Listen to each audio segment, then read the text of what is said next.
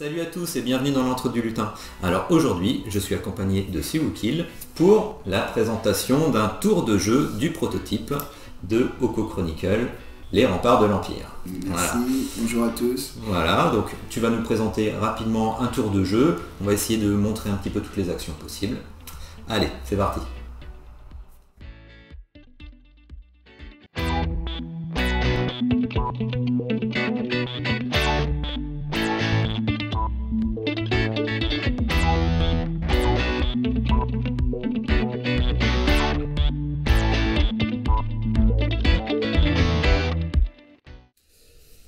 Donc voilà, donc je le rappelle, c'est un prototype. Je te remercie de nous le présenter. Et bah, je te laisse parler, et puis je vais essayer d'intervenir sans trop t'embêter. Allez, vas-y, dis-nous tout. Non, mais vas-y, tu peux poser des questions. Ah oui, je vais faire le joueur bête, ne t'inquiète pas. Des bêtises.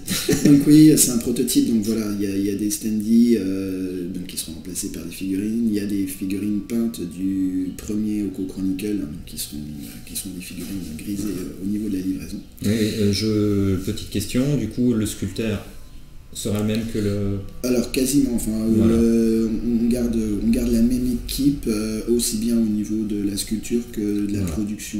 D'accord, parce que les sculptures sont vraiment bien, et puis la qualité des figurines était bien aussi. Donc oui, on part sur les mêmes bases. Hein. Comme ça, ça avait plutôt satisfait les gens. Oui, exactement. On essaie de rester sur. Mais moi, tu vois, en m'informant, je regrette un peu de ne pas avoir pris le précédent opus. Hein. Je vais peut-être changer d'avis. Voilà, Oko, le samouraï sans maître, est avec ses compagnons dans un fortin enneigé des montagnes de l'Empire du Pageant, et malheureusement une armée de morts-vivants se dirige vers le fortin. Oui, donc là on voit 3 points de spawn, effectivement. Ils arrivent, et donc Oko va essayer de défendre le plus longtemps possible le fortin, et donc faire en sorte que les remparts restent sur les tuiles, jusqu'à l'arrivée l'arrivée du Pageant qui surviendra plus ou moins à la fin de ce deck, qui sert de contour en fait. Oui, contour qui est donc géré suivant le nombre de joueurs. Exactement. Voilà, un classique qui fonctionne très bien, donc il faut l'utiliser, c'est très bien ça. Et le problème, c'est donc il y a non seulement l'armée de morts-vivants, mais il y a aussi Tigre Noir, donc, qui est pas un overlord, pas un maître du jeu, il ne contrôle pas l'armée du Karazu, mais il travaille avec eux, c'est en fait un héros maléfique qui va probablement leur mettre des bâtons dans les roues. Exactement, donc Tigre Noir, c'est ça qui est très bien dans ce jeu, c'est que comme tu le rappelais, c'est pas un overlord, mais malgré tout, ça peut faire office, si on est déjà 4, de 5e joueur. C'est ça. Même si on est moins, si on veut jouer le méchant, on peut très bien faire du 1 contre 1. Exactement. Voilà.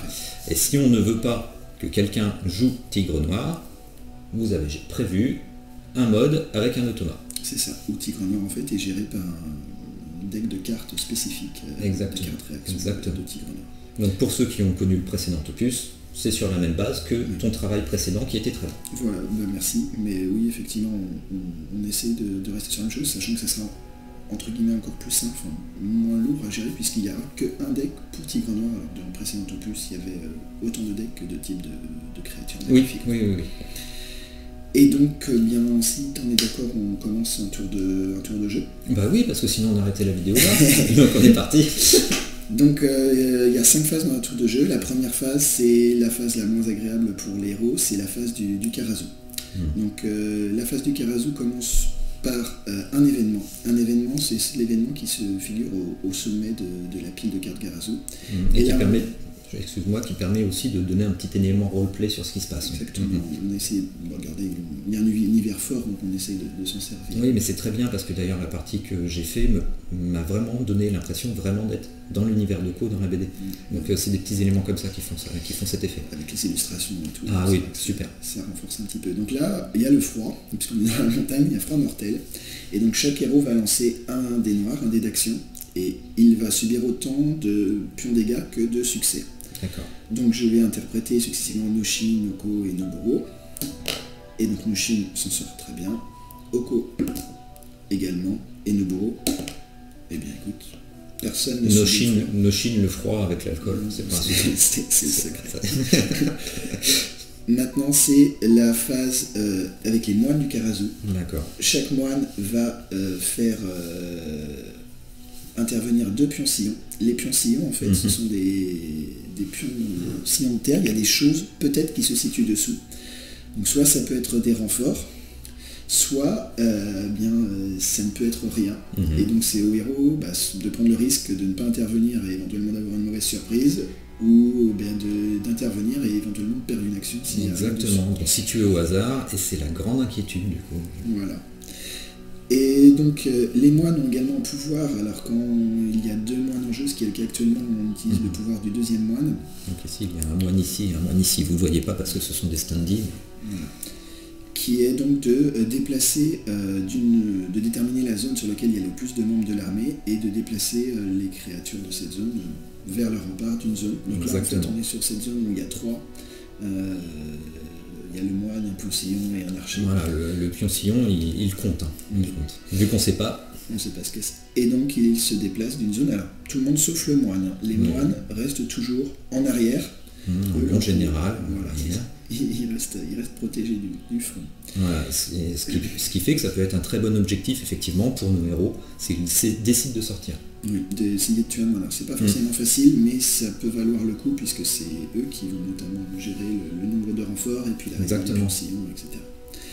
Et là, maintenant, on va retourner autant de cartes qu'il y a de héros.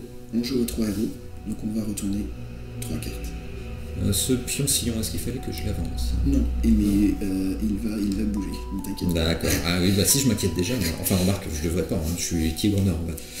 Et donc là, on est sur une carte où on voit se figure un symbole bleu, et le symbole bleu, on le retrouve ici, en fait, ça désigne la zone de spawn. Exactement. Et donc on voit que sur cette zone de spawn, on va faire venir un boucher et un pion-sillon. Exactement. Donc, pour rappel, de toute façon, c'est un prototype et ces cartes, vous allez retoucher l'iconographie ensuite au retour. Oui, parce qu'en fait, elles sont un peu sombres et la taille de... Enfin, il y a plusieurs remarques qui nous ont été faites dessus en termes de lisibilité, etc. De toute façon, vous êtes à l'écoute pour l'instant. Il y a eu beaucoup d'essais. D'ailleurs, tu as un peu la voix cassée parce que hier, il y avait encore un essai à Paris. Ça fatigue un peu la voix, mais c'est très intéressant d'avoir le retour des différentes... des gens qui testent, en fait. Oui, des choses qui, pour nous, paraissent évidentes et qui ne sont pas forcément pour tout le monde. Donc là, un pion-sillon et un boucher sur la zone bleue. Il y a un moine, mais qui ne fait rien apparaître. Exactement. On est à 2 moines, mais il ne fait rien apparaître du tout. S'il y avait eu un 3e moine en jeu, il y aurait eu un archer, mais c'est pas le cas. Exactement, les petits archers. Deuxième carte, puisqu'on est 3 héros, sur la zone verte qui se situe là-bas. Ici. Nous avons donc un archer et un boucher qui apparaissent. Et ce coup-ci, le premier moine ne fait rien apparaître. Par contre, le deuxième fait apparaître de nouveau un pion-sillon. Exactement. Du coup, cette zone qui est délimitée par la ligne est pleine. Donc plus rien ne peut apparaître dessus. Ce qui du coup tombe bien. Oui. Puisque là, on a donc de nouveau la zone verte. Et normalement, on aurait dû faire apparaître un lieutenant, donc qui est une créature plus puissante et plus dangereuse. Et plus moche. Et plus moche. Je me permets de le dire. Mais du coup, comme la zone est pleine, on ne fait rien apparaître. Exactement, parce que zone et le nombre de points, ça définit aussi les emplacements où on peut mettre les personnages et les ennemis. Exactement. Et donc là, il y aurait eu de nouveau un archer, mais encore une fois, on ne fait rien apparaître. C'était les soldes, il y avait 2 mondes. Il y a fait rien apparaître dessus. Les renforts sont arrivés, les renforts vont maintenant se déplacer vers la zone de destruction la plus proche. Je mettais la charrue avant les bœufs. Voilà. Et donc la zone de destruction, c'est en fait les petits points noirs, les zones avec les points noirs qui se situent au pied des remparts. Et donc, si je puis me permettre, c'est ce que j'ai dit dans ma précédente vidéo, tout ce qui est point, je trouve que c'est suffisamment visible, mais justement, ça gâche pas les tuiles. Et ça, je trouve que c'est un bon compromis qui a été trouvé. Vraiment. Ça égale l'aspect esthétique. Donc eux, vont avancent. Eux avancent également. Eux, je les avance aussi. Et en fait, tout le monde avance d'un, puisqu'ils ont tous une valeur de déplacement de 1. Oui. Sauf les moines, en fait. Qui restent bien tranquilles, qui restent en place. Et qui ont demandé un café. Ou un thé plutôt, quand même, c'est le Japon. Et dernière phase, ce sont les moines qui vont pouvoir tirer. Et donc, les archers qui vont pouvoir tirer. Et donc on regarde ce qui se passe sur la carte. Mais en fait, il y a un seul archer qui a une valeur de 2. Et donc, comme le gueule de feu... Tu as aussi un archer là-bas. Ouais, mais il n'a pas de... Ah, il a personne en vis-à-vis, oui, effectivement, c'est ce que tu voulais dire, pardon. Donc en fait, comme il a une défense de 3, voilà. Le gueule de feu arrive à s'en sortir. Voilà, mon archer, le gueule de feu, une ligne de vue, un rempart, mais les remparts, c'est équivalent d'une ligne verte, et les lignes vertes peuvent être dépassées une fois dans la ligne de vue. Donc le gueule de feu et la flèche le passe, mais ne suffit pas à le tuer. On a maintenant la phase de Karazu est terminée. D'accord. Puisqu'en fait, il n'y a personne d'autre qui est visible sur les remparts, les héros sont bien protégés. Ils sont bien protégés à l'intérieur du fortin. Et Tigrenoir ne se fait pas tirer par l'armée du Karazu. Et donc on passe à la phase d'activation. La phase d'activation, chaque héros a un deck de cartes action qu'il va placer donc une carte ou 2 cartes, soit à droite, soit à gauche de son personnage. S'il décide de la placer à droite, ça va augmenter les capacités. Alors, modifier, excuse-moi. Ça peut être négatif, effectivement. Mais c'est un choix. Négatif, voilà. C'est un choix. Et s'il le place à gauche, c'est le pouvoir qui se situe en bas de la carte qui se déclenchera. Je te mets à ta place. Oui. Tu te souviens de... Attends, je regarde. Moi je fais comme ça. Et donc Tigrenoir joue aussi 3 cartes objets et compétences. Qui normalement auraient dû être cachées. Voilà, pour ne pas montrer. Hop. Voilà. C'est ça qui est pas mal, c'est cette phase où justement les joueurs, effectivement, parlent entre eux, peuvent peut-être bluffer face à Tigrenoir s'il est joué par un joueur, mais ne montrent pas les cartes qu'ils ont choisies. Ça, de même pour Tigrenoir. Et enfin, dernière chose, les joueurs vont essayer de programmer leur ordre de tour de jeu. Chaque joueur a une carte initiative qui va leur permettre de décider l'ordre dans lequel ils s'activeront.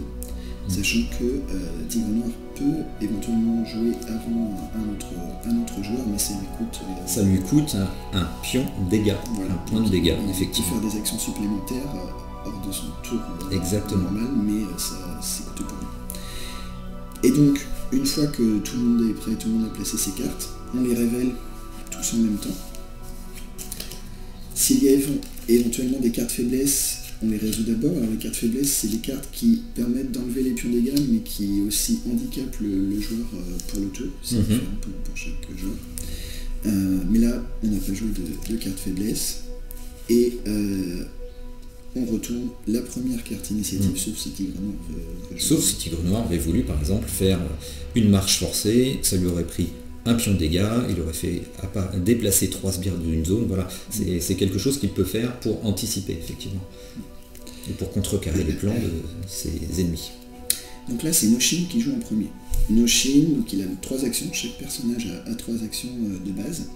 Et il va décider de faire, en première action, d'invoquer un Kami de l'air. Donc c'est une action unique qui lui permet de faire venir un petit esprit élémentaire. En fait, exactement, pour ceux qui ne connaissent pas Oko et la culture japonaise, un Kami, un esprit qui vient l'aider. Voilà. Donc le petit Kami de l'air arrive donc à l'emplacement suivant. Il nous restera 2 tours en jeu. Sauf si... C'est pour ça que tu as retourné la carte, parce qu'il y a... C'est un rappel, hein, c'est ça qui est pas mal fait, vous avez pensé à tout. C'est un rappel pour dire c'est le premier tour, c'est son deuxième tour, et après je le retire. Exactement. Donc le Kami s'activera après Noshin. Noshin, lui, il va jouer immédiatement. Et donc, il a ses 3 actions. Il va d'abord faire un déplacement, donc il peut se déplacer de 2 zones. Donc une zone, c'est délimité par les murs, les portants blancs et puis les bords de tuiles. D'accord, oui. Donc lui, il a une ne pas oublier les bords de tuiles. Oui. Il a une valeur de déplacement de 2. Donc il va pouvoir faire 1, 2. Il peut activer ce mécanisme. Première action, tout à fait. Il peut activer ce mécanisme. Donc il y a différents mécanismes dans le jeu et celui-ci sert à faire arriver des renforts. Il y a des mécanismes, là ça va être pour faire arriver des renforts. On aura d'autres mécanismes suivant les scénarios qui seront mis en place, effectivement. Exactement. Et donc, on retourne le pion puisque Noshin active le mécanisme, sachant que le mécanisme c'est assez long à utiliser, hein. Ça prend 2 tours, enfin c'est pas immédiat. Oui, sachant que Tigre Noir pourrait très bien passer par là, que le mécanisme soit prêt et que finalement ce soit Tigre Noir qui l'utilise. Voilà. Et c'est chez Tigre Noir qui l'utilise, il fait pas apparaître des gueules de feu, il fait apparaître des copains. Des copains dans l'enceinte. Et les copains, il y a à manger, à boire, venez. Ouais. Et chaque mécanisme en fait fonctionne de cette manière-là, c'est-à-dire que si c'est les héros qui l'activent, il y a un effet positif pour eux, et si c'est Tigre Noir qui l'active, c'est un effet positif pour le Karasu. Exactement. Et donc on va faire activer les 2 gueules de feu, donc que je vais placer sur les remparts ici. D'où le petit côté dont on parlait, Tower Defense. Voilà. Parce que finalement, c'est les héros qui décident effectivement où on peut mettre des gueules de feu. Noshin a encore une action, non, il n'a plus d'action, puisqu'il a activé son Kami, il s'est déplacé et il a fait la trappe. Par contre, le Kami peut s'activer. Exactement. Alors, je vais quand même faire quelque chose avec Noshin. Je vais utiliser le saké, l'objet qu'il avait là, défausser cette carte et réaliser une action supplémentaire. Ah, bien. Donc je vais défausser cette carte pour réaliser une action supplémentaire. Et je vais utiliser mon parchemin de téléportation, donc qui est une action, donc j'utilise celle du saké, pour défausser cette carte et placez-vous sur un espace libre de votre tuile ou d'une tuile adjacente. Bien, d'accord. Bon, je te vois venir. Et donc je me téléporte pour me mettre ici, ce qui me permettra au tour suivant d'être immédiatement à côté de la bombarde. Exactement. Et la bombarde c'est intéressant puisque ça permet d'éliminer tous les membres de l'armée, les sbires de l'armée du Karasu qui sont situés dans une zone entière. C'est-à-dire que je pourrais tuer tout ce qu'il y a là ou tout ce qu'il y a là. Je vois également un autre intérêt, c'est que tu es aussi à côté d'un potentiel messager. Voilà. Potentiel. Parce que moi je ne sais pas si je suis Tigre Noir, je ne sais pas où est placé le messager, mais c'est le but de ce scénario. Mais il est là en fait, c'est pour ça que je le protège. Ah d'accord, ouais, tu bluffes. Tu bluffes maintenant. Et donc là, Noshin en tant que personnage a fini de jouer, mais effectivement il y a le petit Kami de l'air. Alors les Kami ne sont pas forcément très puissants, surtout les Kami de l'air, les Kami du feu le sont un peu plus. Chaque Kami a une thématique un petit peu particulière. Il manque 2 actions, mais chaque Kami a un pouvoir spécial, et lui l'action unique du Kami de l'air c'est de retourner 2 pions sillons et d'en défausser un autre au hasard. D'accord. Donc en fait je prends connaissance de 2 pions sillons, ce qui va me permettre en gros de savoir un petit peu ce qui va pouvoir arriver. Donc celui-ci, je sais qu'il y aura du renfort pour l'armée du Karasu. Celui-ci, du renfort. Ah bah tu sais qu'il va y avoir du boulot. Donc cela va falloir s'en occuper. Tu regrettes peut-être maintenant d'avoir mis tes gueules de feu là. Peut-être, ouais. Et celui-ci, purée du renfort également. D'accord. Bon. On sait qu'il faut faire des choses ici. Et donc maintenant, la deuxième action du Kami. C'était quoi les actions du Kami? C'était... Action unique, retourner 2 gueules à des voilà, c'est pour ça. Hasard. Oui, voilà. T'as raison. Voilà, je suis désolé. Moi je suis Tigre Noir, j'aurais pas dû te le dire. Mais tu as tout à fait raison.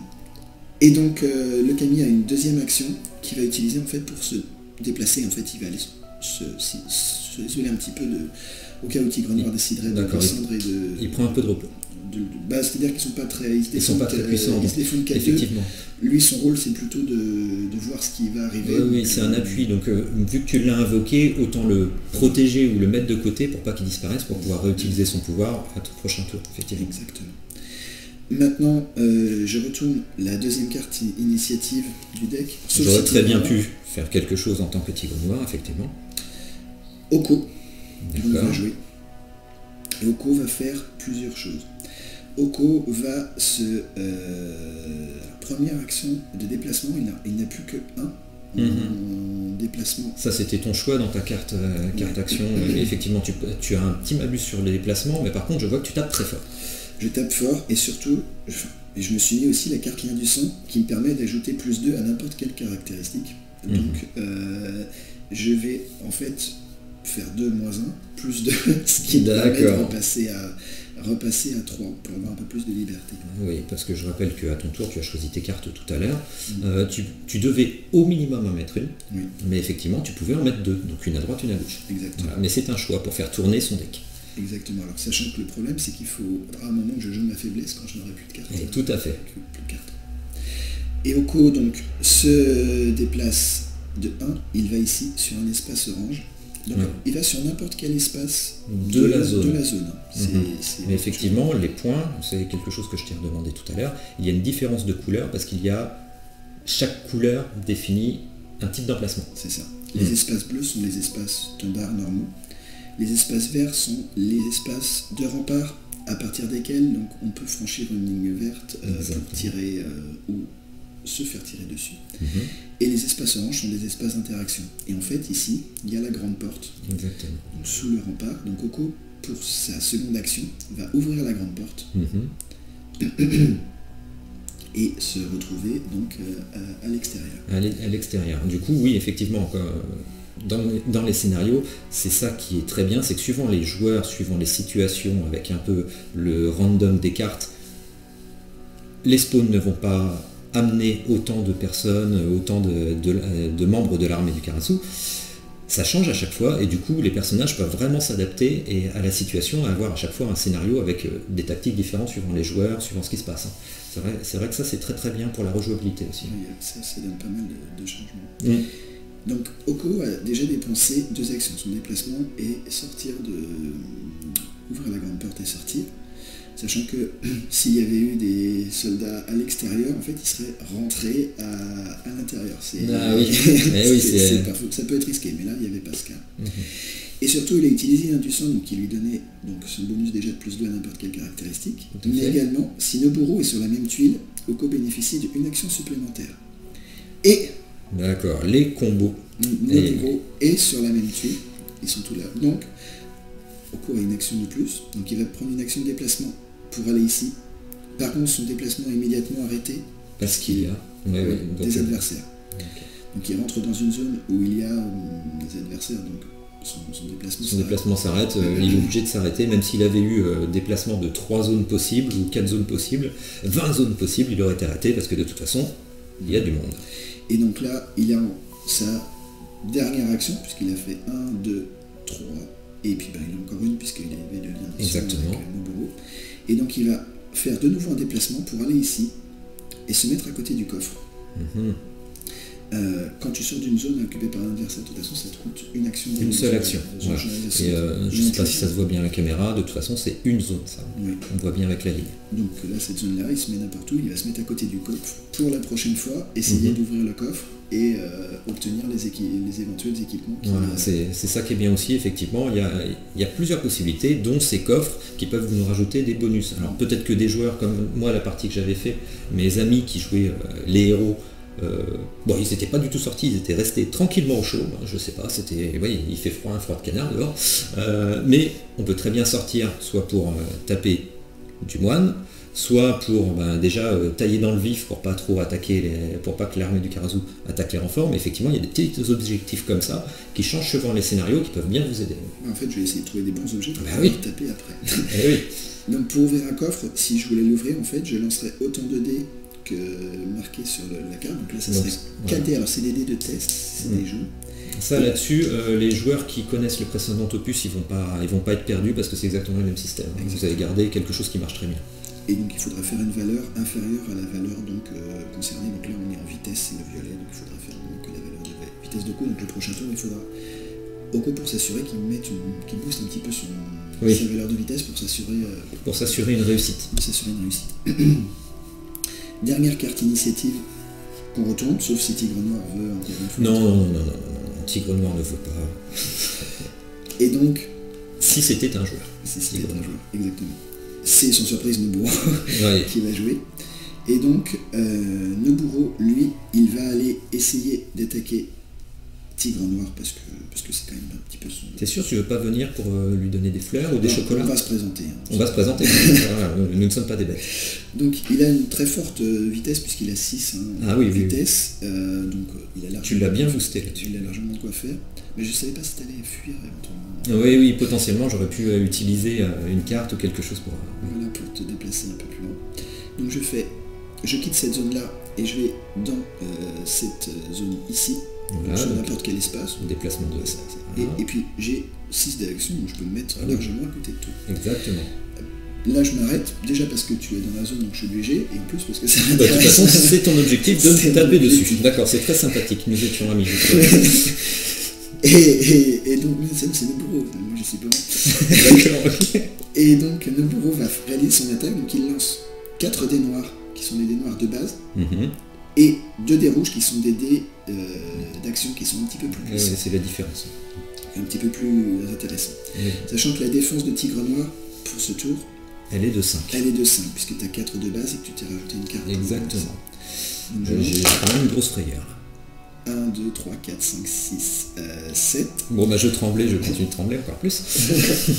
Et donc je t'inflige 1 point de dégâts. Un point de dégâts, effectivement. Uniquement 1 point de dégâts, puisque quel que soit même si je dépasse de beaucoup ta défense, c'est toujours 1 point de dégâts, Sauf cas exceptionnel avec peut-être des cartes qui te rajoutent des bonus comme cela. C'est ça, c'est-à-dire que par exemple le Naginata de Noburo indique que si je fais 2 ki, donc les ki c'est une phase spéciale qui indique sur les dés, qui compte pour un succès et qui permet de relancer le dé, eh bien je t'infligerai un statut saignement qui... Pour le moment je suis passé à côté. Tu es passé à côté. Voilà. Noburo inflige de dégâts quand il attaque son katana, enfin voilà. Tu pars Oko. Oko, pardon. Voilà. Donc, dernière action, écoute, on va rester sur une optique agressive. Ah bon, t'es sûr. Bon. Et donc là, par contre, je fais 1, 2, 3, 4. J'ai une défense de 5. J'ai une défense de 5, et en plus, tu ne fais pas de ki, donc tu ne relances pas. Non, mais par contre, j'ai mis déterminé, et qui indique, donc c'est mon pouvoir, ça c'était mon caractéristique, j'ai déterminé. Lors d'une de ces actions, c'est le cas, ajoutez 1 pion de dégâts sur votre fiche d'identité pour relancer les dés de votre choix. D'accord. Écoute, je vais me prendre un petit pion de dégâts. Oui, au moins on partage. on partage et tu vas rajouter ton jet. Et je vais relancer les dés de mon joueur, donc je relance les 3. Oui, mais tu vas rater. Oui, mais si. Bon, non. Et donc là, du coup, je t'inflige un second point. C'est très sympathique. C'est très sympathique. Ah, mais c'est le partage, ça, c'est bien. Et donc du coup, maintenant c'est à Tigre Noir. Effectivement, c'est à Tigre Noir. Puisque Tigre Noir, là, dans ce cas-là, est joué par un joueur, c'est moi, donc je vais même te laisser faire pour pas dire des bêtises, pour pas mal orienter les personnes qui vont regarder la vidéo, comme ça, tu continues dans tes actions. Eh bien, moi, ce que je ferais à la place de Tigre Noir... Alors, j'ai plusieurs possibilités, je pourrais effectivement très bien aller voir ici s'il y a le messager, parce qu'en plus j'ai du déplacement 4 zones, donc déjà, ça me ferait une action pour sortir, parce que je suis sur la même zone que Noburo. Je pourrais descendre effectivement peut-être pour aller activer ici pour appeler des aides. Je pourrais très bien ici aussi aller tuer un gueule de feu. C'est vrai que même en tant que Tigre Noir, c'est ça qui est très bien, on a énormément de possibilités. C'est vraiment un joueur à part entière, c'est pas un joueur qui est là juste pour permettre aux autres de jouer la partie. Bon, bah, ok, moi je vais jouer Tigre Noir, désolé, bon, bah, je vais ranger mon frein, quoi, tu vois. Non, c'est vraiment un jeu à part entière qui est très intéressant avec de multiples actions et de l'adaptation. Et ben moi, à ta place, je ferai une petite marche forcée. Une petite marche forcée, je l'aime cette carte. Oui, elle est intéressante. Elle est intéressante. Alors, ça t'inflige un dégât supplémentaire, mais tu vas pouvoir bouger 3 sbires, 3 membres de l'armée du Karasu d'une zone. Et moi, je te ferai bien un truc là-dessus. Oui. Lui, il va aller là. Et lui va aller ici, ce qui va pouvoir être intéressant dans la prochaine phase. On en parlera tout à l'heure, mais on expliquera pourquoi c'est intéressant tout à l'heure. Et peut-être même un troisième pioncillon pour assurer le coup. Pour assurer le coup, parce qu'il va quand même y avoir les gueules de feu qui sont ici, qui vont... On va en parler après pour expliquer ça. Ton choix tactique. Et donc maintenant, en fait, c'est une action supplémentaire que tu as fait. Oui, c'est une action non pas gratuite parce que j'ai pris un pion de dégâts, mais c'était une action supplémentaire, effectivement. Et maintenant, j'ai mes 3 actions. Et ben moi, j'irai bien vers le message. Ouais, c'est ça. On est bien d'accord. Sachant que, donc, je le rappelle, c'était l'objectif de ce scénario. Il y aura de multiples objectifs dans les autres scénarios. Là, c'est les joueurs qui se sont concertés pour mettre le vrai messager quelque part. Moi, je ne sais pas où il est. Moi, je te le dis, on l'aime. Oui, c'est pour ça que tu es allé protéger. Oui. Mais je ne te crois pas. Après, non. Tu as un petit tic qui n'apparaît pas à la caméra parce qu'on ne voit pas ton visage, mais tu as le nez qui tremble. C'est un mensonge, Pinocchio. C'est un mensonge. Je crois ce que tu veux. Bon, oui, donc je vais me déplacer. Première action, je sors de la zone. Je ne me déplace que d'une seule zone parce qu'il y avait Noburo. Ensuite, je me déplace, j'ai un déplacement de 4. Je fais ma deuxième action, je vais aller ici, voilà, à côté du messager, et je fais ma troisième action, voir s'il y a le messager. Parce que ça compte bien pour une action, tu me confirmes? Tout à fait. Yes. Pinocchio, je t'ai vu. Je ne peux pas le taper parce que j'ai fait mes 3 actions. Oui. Mais par contre, chaque héros, et c'est là que je dis que Tigre Noir effectivement est un vrai héros à part entière, enfin un anti-héros, moi aussi j'ai un pouvoir spécial. J'ai un pouvoir spécial qui est le nuage de fumée. Une fois par activation, Tigre Noir peut remplacer sa figurine par 3 pions de fumée qu'il place dans des zones qui lui étaient adjacentes. Comme ça, si l'envie t'en vient de venir me taper dessus, tu ne sauras pas exactement où je suis. Bah, c'est à toi de bluffer là. Et voilà. Donc moi, je me cache. J'essaye de me rappeler où j'étais, hein, parce que sinon... Alors, oui, c'est le côté... voilà, j'étais là, adjacent, bah, je vais mettre voilà, tout autour. Et puis voilà, tout simplement. Et puis tu bloques la zone en plus. Oui, je bloque la zone. Parce que ce qu'il y a de bien dans ce jeu, c'est qu'effectivement, là, la zone est complètement prise. Donc aucun de tes personnages ne pourra la traverser ou même rentrer. Oui. Et puis en fait le problème c'est que l'éclaireur, il faut que je le protège, il faut que je vienne là le protéger. Parce que c'est un des objectifs du scénario qui pourrait me rapporter 4 points à moi si je le tue, ou te rapporter à 4 points à toi. Si j'arrive à le protéger, oui. Exactement. Bon, ok. Et donc là, tous les héros ont joué. Tigre Noir a joué aussi. Si Tigre Noir n'avait pas été joué par moi, ça aurait été à ce moment que l'automa aurait déplacé. Voilà, effectivement. C'est-à-dire qu'après l'activation des héros, on tire une carte réaction de Tigre Noir. La carte se présente un petit peu de la même manière que les cartes action, c'est-à-dire qu'il y a des bonus de caractéristiques qui figurent sur la carte. Et il y a 2 étapes qui sont précisées. La première étape, c'est une étape de déplacement. Donc, suivant les cartes, en fait, Tigre Noir va se déplacer soit vers le héros le plus proche, ou avec la défense la plus faible, ou avec le plus de pions de dégâts. Soit il va se déplacer vers un mécanisme, si par hasard il y a un mécanisme qui peut l'activer. C'est-à-dire que si tu avais armé la bombarde et que tu n'étais pas à côté, je m'en serais utilisé pour enlever un pion rempart. Exactement.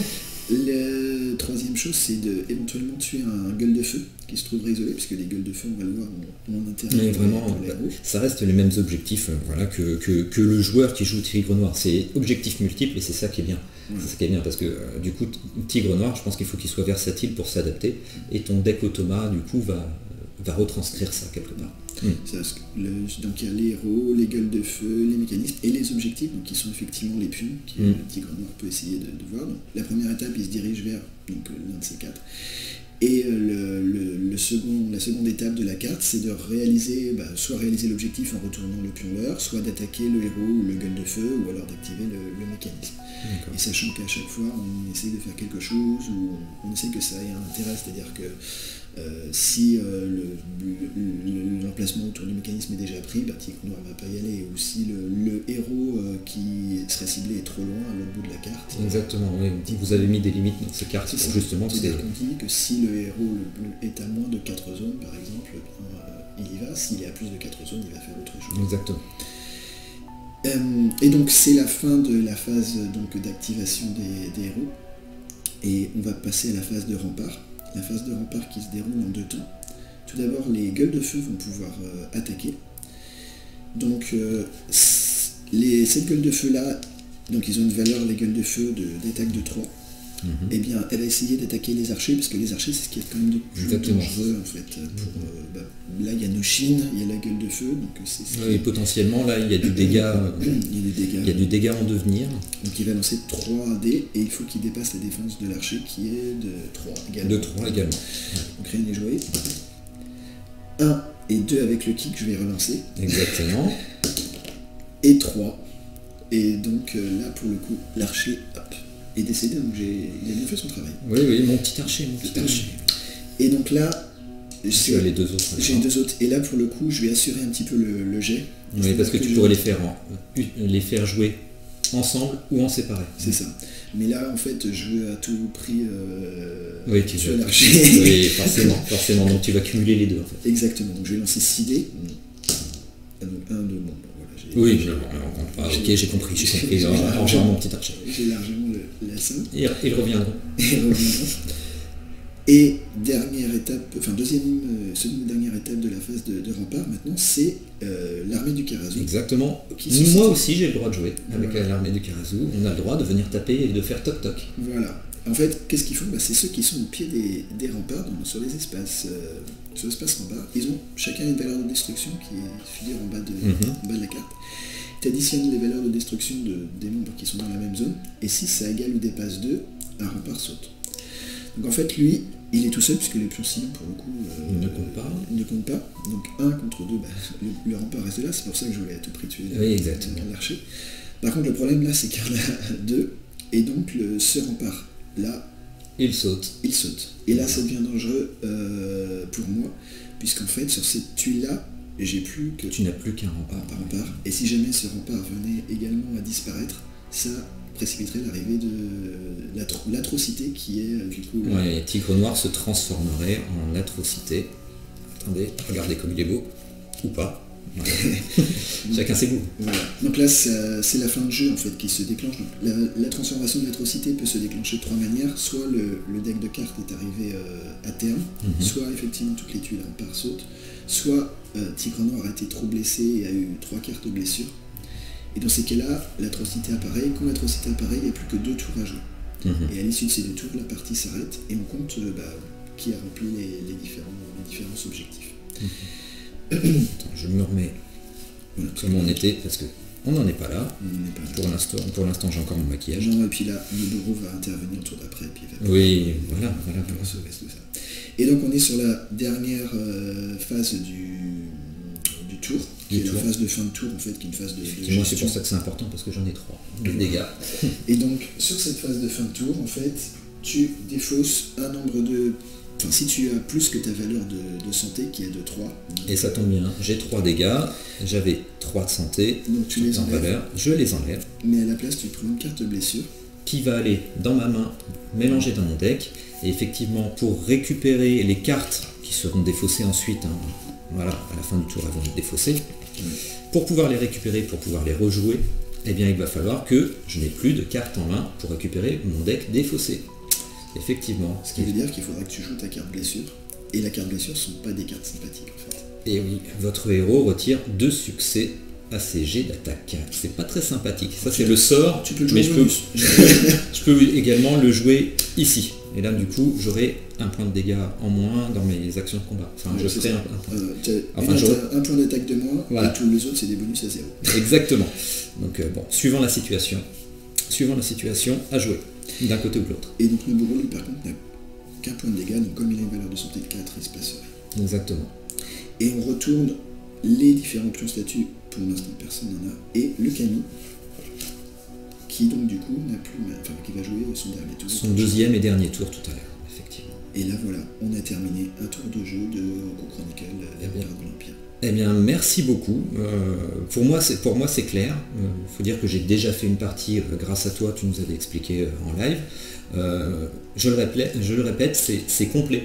Vraiment, il y a énormément d'actions possibles, je trouve. Autant pour Tigre Noir, parce que bon, je reviens là-dessus, parce que c'est ce que j'avais joué la dernière fois déjà. Autant pour Tigre Noir que pour les héros. Les actions sont vraiment multiples. Les choix sont vraiment multiples. De l'adaptation. Ce que j'aime beaucoup aussi, c'est les déplacements, parce que les déplacements sont vifs. On peut très bien aller très rapidement faire une action en dehors ou autre. Bon, c'est vraiment parfait. Je te remercie beaucoup de nous avoir présenté. Merci à toi. Mais de rien, c'était un plaisir. Et sur ce, je vais vous dire, qu'est-ce que vous en pensez? Vous mettez un petit commentaire, vous n'hésitez pas, si vous avez des petites questions ou autres. Soit je répondrai, soit je te demanderai peut-être de participer voilà, pour les commentaires. N'hésitez pas à vous abonner sur la chaîne. On aura peut-être d'autres infos sur Oko Chronicle ou sur d'autres jeux. Et quand je revois ça, moi, ça me redonne envie de peindre. Donc il va vraiment falloir que je refasse 1 ou 2 sessions de peinture filmée. Et puis un petit pouce, ça fait toujours plaisir. Merci beaucoup de m'avoir présenté un tour de jeu complet. Merci Je te dis à bientôt et à la prochaine sur la chaîne. Allez, salut! Merci, au revoir.